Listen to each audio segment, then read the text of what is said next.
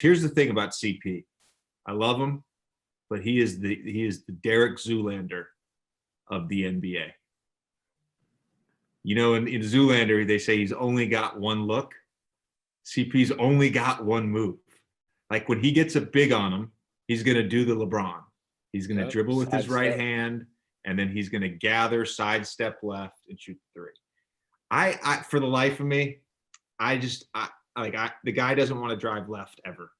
And he's good enough that against most people, you know, he can sham God and get back to his right, and he can get in the paint and make plays for other people. But like in the highlights that I saw, motherfucker's either doing his one move or he's getting to his right hand.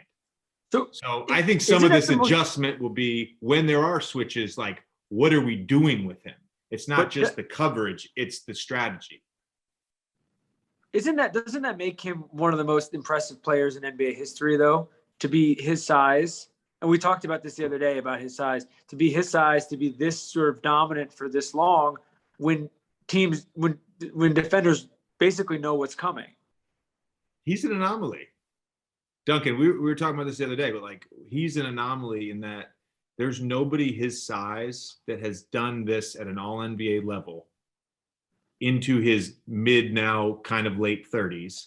Stockton, of course, is the exception, but he's a little bit bigger than Chris. Yeah, I think you made a great point in terms of an adjustment in that, and this isn't a knock on him, but he is so good in that mid-range area and when he's out on the perimeter with bigs that it's almost like just make him finish. And that's not to say that he can't finish, but like crawl all the way up into the ball. I didn't necessarily know the keep him left thing. That probably comes from a whole lot of years of playing with him. Mental note on that though, next time I'm switched on to him, because the next time I am switched on to him, I'm for certain it's going to be what I was seeing late in the game, which is basically just push everyone to the baseline and let me go to work.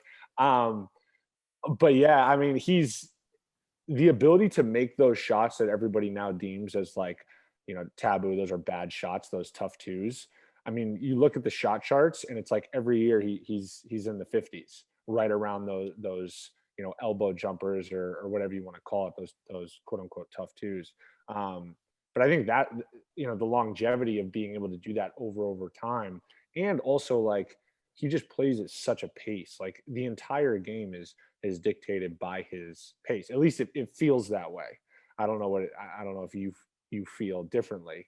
I mean, the one move, I know you meant it in a loving way, the one move thing, but for coming from somebody who's been stuck on an island with him, I certainly feel like he has more than one move. No, he does.